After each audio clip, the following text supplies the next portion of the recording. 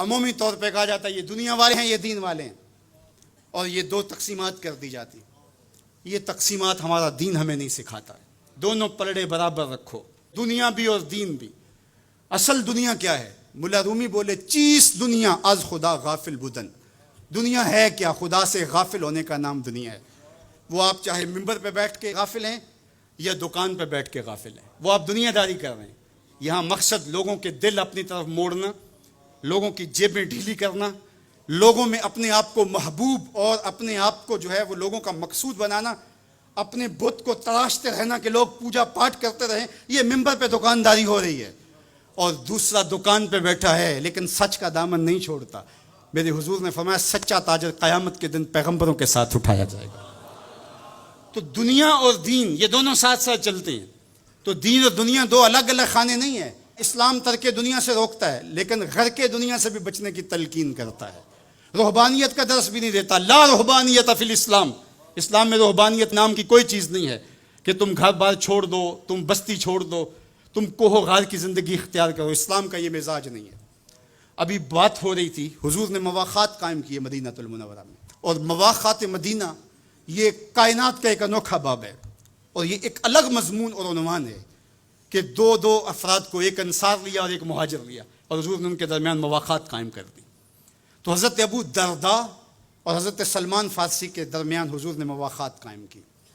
تو جن کے ساتھ بھائی چارہ تھا وہ پھر حال پوچھنے جاتے تھے کہ میرے بھائی کو پریشانی تو نہیں ہے. تو حضرت سلمان فارسی گئے حضرت ابو درداء کے گھر. تو دیکھا کہ حضرت ابو درداء کی بیوی وہ عام سے کپڑوں میں تھی.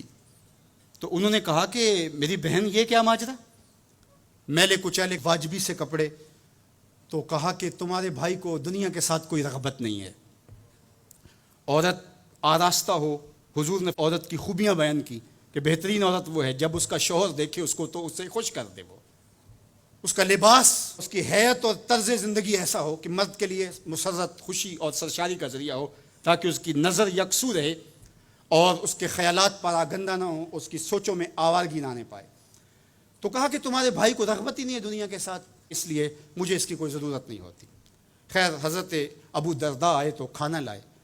تو حضرت سلمان فارسی نے کہا کہ آپ بھی کھائیے. کہا میں روزے سے ہوں. کہا کہ میں تو نہیں کھاؤں گا جب تک آپ نہیں کھائیں گے. تو نفلی روزہ مہمان کے لیے توڑا جا سکتا ہے. تو انہوں نے روزہ افطار کر لیا، ساتھ بیٹھ کے کھانا کھایا، رات پڑی، سونے لگے. تو حضرت ابو درداء مصلی بچھا لیا. حضرت سلمان فارسی نے کہا کہ جناب آپ کو میرے ساتھ سونا پڑے گا. اللہ اکبر. یار وہ صوفی حضور کی تربیت کے پالے ہوئے تھے. آج تو پھر فتویٰ متوجہ ہو جاتا نا کہ اس نے مجھے نماز سے روکا ہے، یہ دارا اسلام سے خارج ہے. تو آپ نے کہا ٹھیک ہے، مہمان ہو، مہمان نوازی کا یہ بھی ایک ڈش ہے نا، چلو میں سو جاتا ہوں. سحری ہوئی تو سلمان فارسی اٹھے، ان کو اٹھایا، بیدار کیا، تہجد پڑھی دونوں نے.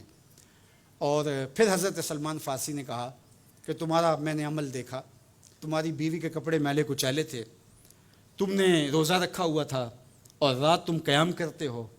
تو کہا کہ تمہارے نفس کا بھی تمہارے اوپر حق ہے، تمہارے اہل خانہ کا بھی تمہارے اوپر حق ہے، اور تمہارے رب کا بھی تمہارے اوپر حق ہے، اور تمہارے مہمان کا بھی تمہارے اوپر حق ہے، اور ہر ذی حق کا حق تمہیں ادا کرنا ہوگا.